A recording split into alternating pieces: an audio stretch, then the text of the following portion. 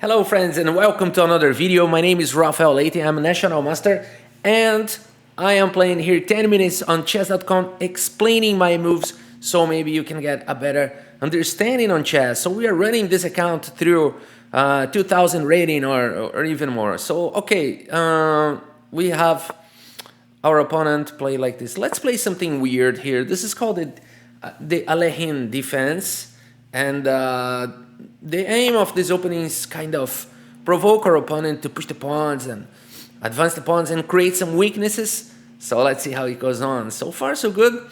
Our knight is lying in the middle of the board already, and sometimes, yeah, that's the idea, you know. We are provoking him to play even f4 here and just go wild. So this usually, yes, he doesn't have to capture, so it's good here. We are already threatening here some stuff. Yeah, it kind of worked. Let's see if this worked. Yeah, because the bishop is, yeah, we need to be careful here, but I think that there's something falling here. Yeah, I think we need to develop here first, and then most probably we're threatening to capture here. Oh, right. I think I can capture here right now. Yeah, I think I can capture here right now, because if he takes my knight, I go back. Okay, and then I win a pawn. And if he takes here, then I just grab here and I'm attacking there. Yeah, I think it's good for us now. That's the power of the Alekhine defense. The opponent just start pushing pawns, and then they become weak, and then they fall. It's not always like that. If your opponent knows how to play against the Alekhine defense, then it will not happen. But most of times, yeah, it's possible that this happens. So we just grab the pawn. Of course, not capturing this pawn. I don't know. Maybe this has some counterattacks. And okay, so now we can take with this pawn and go for the fianchetto. We can take with this pawn and simply go bishop e7 and castle. We can take with the queen. There is no fork going on. We are trying to exchange the queen. Because we'll be a pawn up. It's tempting to capture with the queen, but at the same time I don't see this queen being very active in this game. And the c can be a target, so I'm capturing with this pawn, so this now becomes a target. I am still targeting there. And now we're going for the fianchetto. It seems like it's low, but we do have time for it. Because there's nothing going on in the center, there's no way to open up lines. So he wants to play b4 and then push c5. That is smart. That is smart, but he cannot do it right now. He'll be blundering the knight and then probably resigning the game. Okay, so he developed his pieces, which is nice for him. And well, there's a strong attack here, but there's no easy way to go there. And we should probably position the rook here. I guess that's the way to go. Maybe connecting rooks is better, because then we can play knight a4 if needed in the future. I'm not sure how to continue here. Bishop takes is very tempting, because I will have weaknesses on the dark squares, but it will kind of ruin his pawn structure, but okay. Maybe not the best thing to do.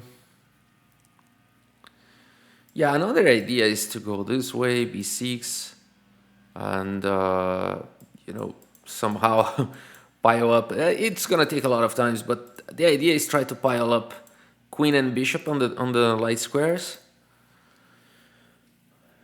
But I don't know, this seems so slow.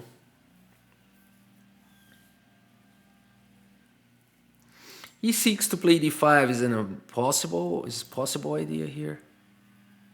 e6, and then let's say play d5 and he takes, and then I take, and then he takes, and then I take, and so on. Yeah, this is not the best yet. So I would like to play this. This knight can jump here and there. Oh, He resigned the game. He couldn't wait. Let's play another one. So okay, the best move here is e6 according to engine. Here right now we can put it full screen. Now that the game is over, we have the evaluations from the engine here, and it shows that the best move was e6. So we are slightly better. Bishop takes knight was also a possibility, and we would probably go this way, which we were already calculating.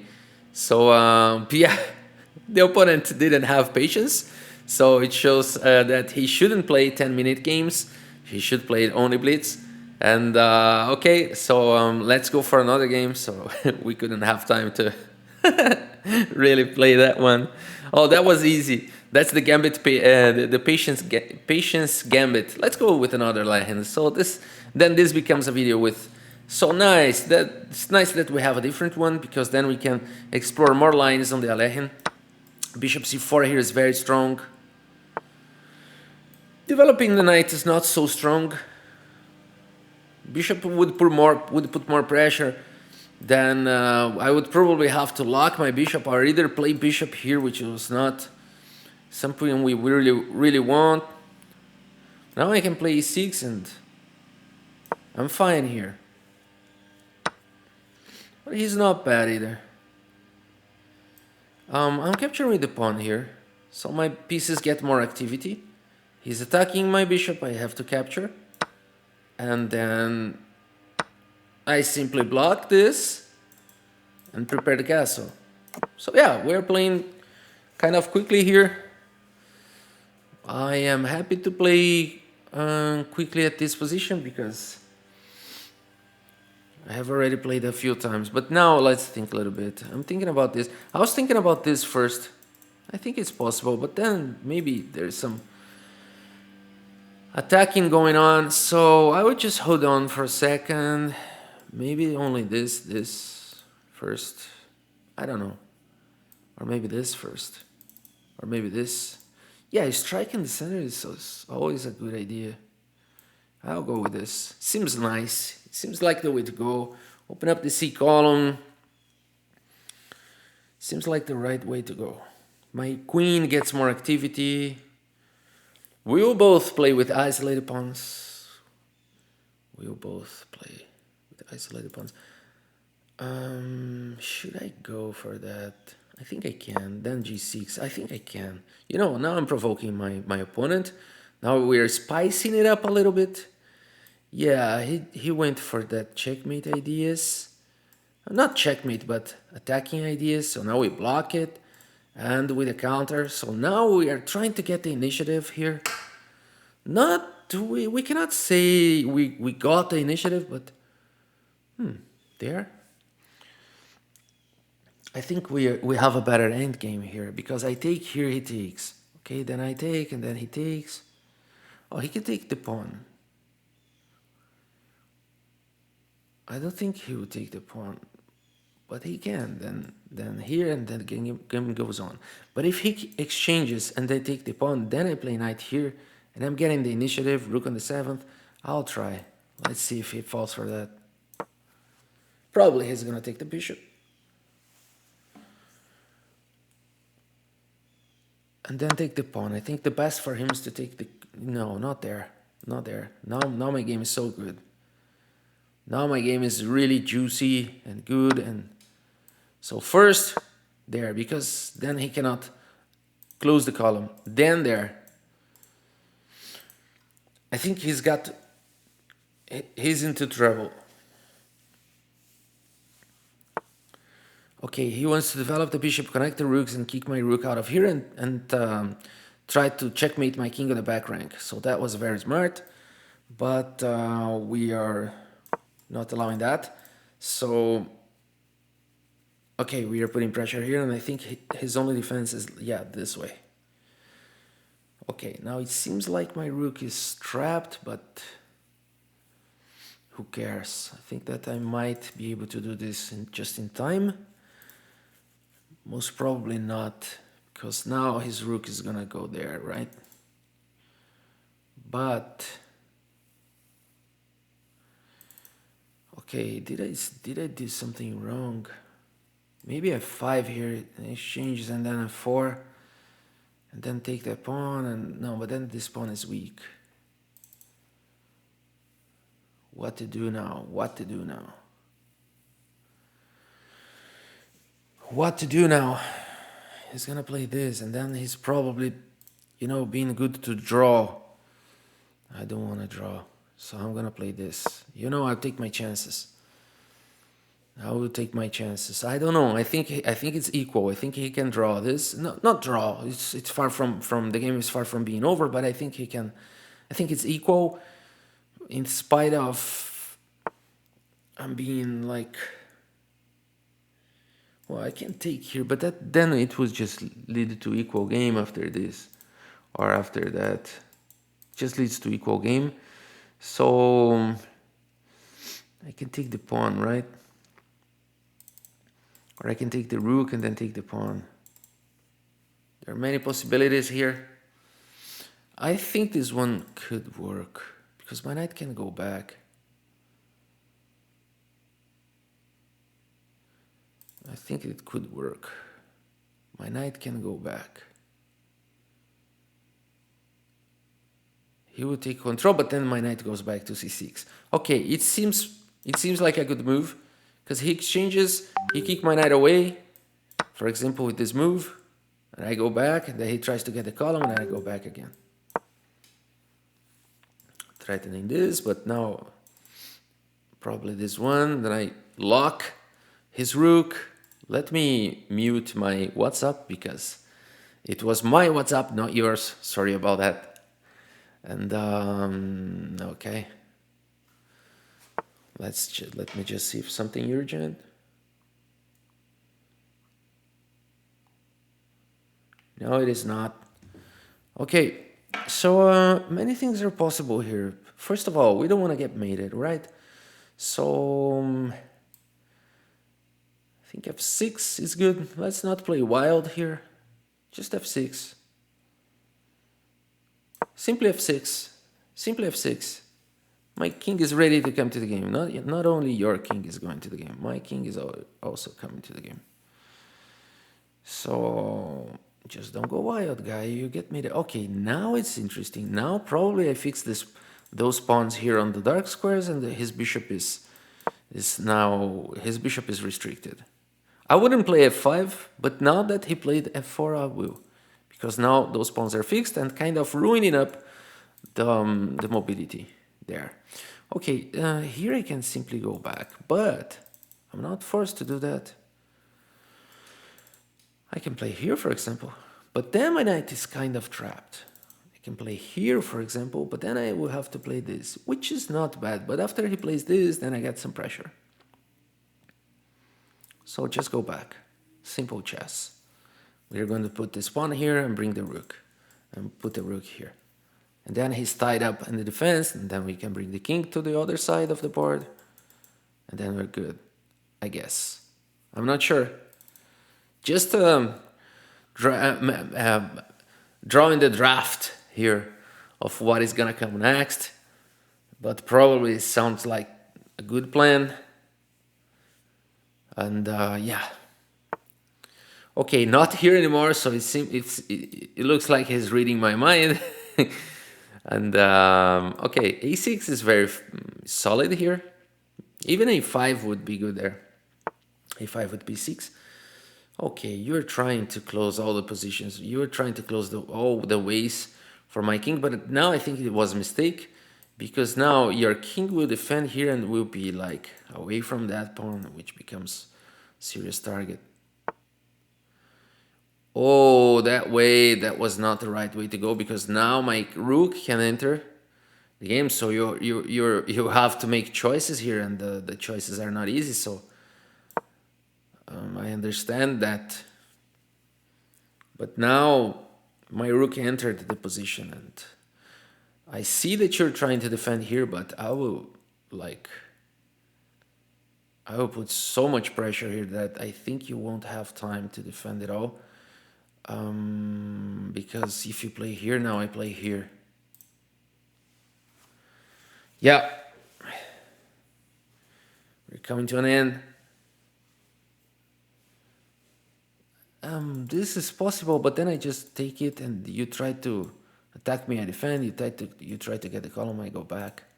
I think it won't work. Okay, this is already desperate ideas. Is it time to capture this pawn? I guess it is. We're gonna have a passer. A very strong passed pawn. I can also play this and capture with the king and leave this pawn for the future, which I do like. But I can do that later. Let's just grab the pawn. I am a pawn grabber, I have to admit. I have to confess, I'm a serious pawn grabber. Okay, we're 2 pawns up. There's no way not to go for this endgame. No reason not to go for this endgame. Okay, now he just gave up the game. Now he simply gave up by playing this. Okay, let's just not allow him this 1 pawn stopping 2. So, yeah. Then the king will try to come, but he cannot touch those pawns. And I will first use this, then this. And those are like untouchable pawns. I can even play this. This is beautiful. Because this structure is untouchable. Only if he plays... Yeah, this is untouchable. He cannot capture here because this pawn pushes. This is untouchable. I don't even need to take my king now because I will create another passer. And now the game is completely over. Now, again, I can do this. This structure is untouchable. Very nice endgame, very instructive one. This is present in the endgames books. So, okay, now we had a game that went to the end. Let's take a quick look. Let's take a quick review here and get some insights. So, yeah, very instructive game here. Another Alekhine. Very good accuracy we had. Our opponent played fairly well, and but his mistakes were crucial and were critic. And yeah, so the opening is good. The opening is very good. I think that bishop c4 here is, yeah, this is the top engine choice, and it's more active here because I either have to play something like c6, e6, or capture. Sometimes I play this, but it should probably bad. Yeah, I've played this few times. Yeah, not bad at all, but probably there's better stuff. But okay, here we pass the bishop. We bring the pieces. I took with the pawn because I think my pieces get more activity. And here bishop f5 is top engine choice. I went for the exchanges and just prepared to... Oh, what is going on here? Queen b5, knight d7, d4. Oh, sophisticated stuff here. Sophisticated computer stuff because... And... yeah, he could go for this. This is not so sophisticated in the computer stuff. This is very possible for human. And I would be pawn down, just fighting for a draw, fighting for a draw. So I definitely need to review my repertoire here. Wow. Definitely capturing is a bad move. Bad move. So it's good that it happened because could have gone wrong. And so next time I definitely need to keep the bishop and not allow him to get so much possibilities with the queen. I got it now. Because even if I play this... Okay, he has to find king d1. So playing this is much better than playing with the bishop because we don't have that idea right now because queen b5 just doesn't work at this point. Because his knight is under attack and so he will not do something crazy, and if he exchanges, it goes well. But the point is that he has to find king d1 to be good here. Because if he plays this, then knight d7, then the game goes on, d4, protecting, go for a long castle, and that's okay. Even this line I don't like, so definitely capturing here is not a good idea. Bishop f7, bishop f5 next time. Okay, so, okay, I was lucky that he didn't find that queen check idea. And now the game is balanced. We attack the center, we bring the pieces. Queen h5 is a possibility. I was hoping, not hoping, but I was expecting that he's gonna play that. I was prepared for that, but no. Things are okay, and this is pretty much balanced. I thought he was gonna go for this, and then I have doubled pawns. White has a better structure, but I thought that because I could play the rook in the 7th, the knight attacking the pawn, I would get some initiative, and that I would be fine. But probably not the case, right? Probably is not so true. Well, here is undefended. He would have to defend. And if I go like this, then he locks the rook here and position is balanced. So close to what happened in the game, but by capturing here, then I am the one who doubled his pawns and I have a good position. But probably I played something wrong here or not. Knight c6, good move. No, I don't think I played something wrong here. Knight b4, very nice idea, putting pressure here. And also my knight is jumping on c2. And he would have to play this forced idea with counter-attacking chances, because if I capture the pawn and he puts his rook in the 7th and gets some counter-attack.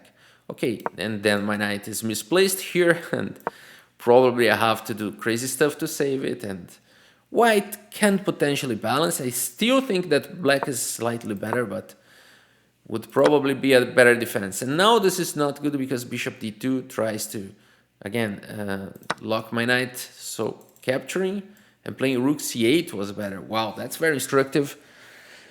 That's very sophisticated, bringing more pieces, you know, creating momentum, creating potential forces rather than immediately capitalizing and getting the profit. So very instructive idea.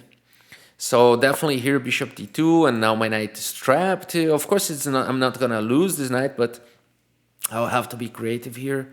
And I still have those back rank attacks going on. So yeah, so I was lucky that he didn't see that. But now this is just, look at the evaluation here. It really shows a strong evaluation, only one pawn up, but because my pieces are much more active, like it's showing 3 advantage I got, only being a pawn up. And then this is the final mistake.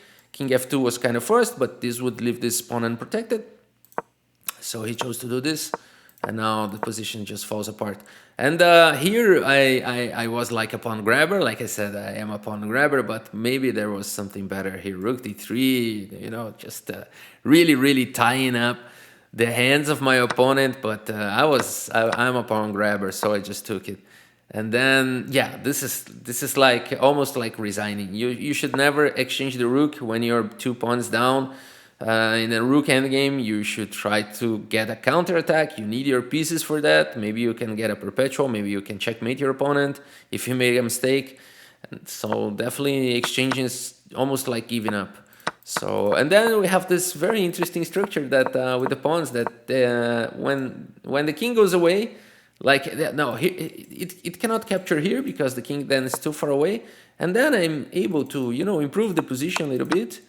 And then when the king goes away, you push the other pawn, and again, he chooses this one, I push this other, and there's no way to prevent the pawn from promoting. So very nice endgame. You really don't need the king at this point. Of course, those pawns alone would not win, but I here have this other pawn, and even if I didn't have this pawn, my king would join the attack, and this endgame would be winning. So okay, guys, I hope you have enjoyed this video. Thank you so much for your audience, and see you next time.